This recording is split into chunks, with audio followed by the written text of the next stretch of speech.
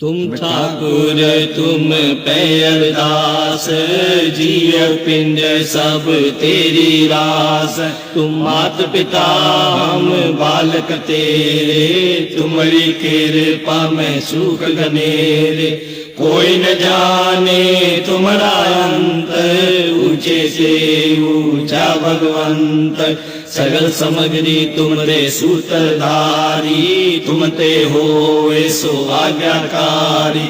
तुम्हारी गत मत तुम्हें जानी, नानक दास सदा कुर्बानी। तुम्हारी गत मत तुम्हें जानी, नानक दास सदा कुर्बानी। ओंकार वाहिगुरु जी की फतेह। श्री भगवती जी सहाय। वार श्री भगवती जी की पातशाही 10वीं। प्रथम भगवती सिमर कै गुरु नानक लेन ध्याय। फिर अंगद गुर ते अमरदास रामदास से होई सहाय। अर्जन हर गोबिंद नो सिमरो श्री हर राय। श्री हर कृष्ण ध्याइए जिस डिठे सब दुख जाय। तेग बहादुर सिमरिए घर नो निध आवे धाय। सब थाई होय सहाय। 10वां पातशाह श्री गुरु गोबिंद सिंह साहिब जी सब थाई होय सहाय। 10 पातशाहियां दी जोत श्री गुरु ग्रंथ साहिब जी दे पाठ दीदार दा ध्यान धर के बोलो जी श्री वाहिगुरु।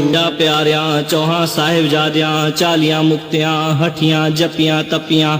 जिन्हां नाम जपिया वंड छकिया देख चलाई। तेग वाही देख के अंडिठ कीता। तिना प्यारियां सचियारियां दी कमाई दा ध्यान धर के बोलो जी श्री वाहिगुरु। 50 तख्तां सरबत गुरुद्वारियां दा ध्यान धर के बोलो जी श्री वाहिगुरु। हे निमाणियां दे मान सच्चे पिता वाहिगुरु। धन धन श्री गुरु नानक देव जी महाराज आप जी दे हजूर शबद कीर्तन आरती आनंद साहिब दी अरदास। अखर वादा घाटा भूल चुक माफ करनी।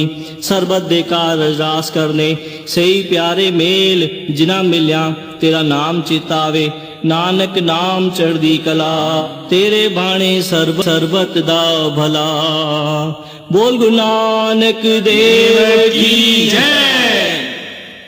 बोले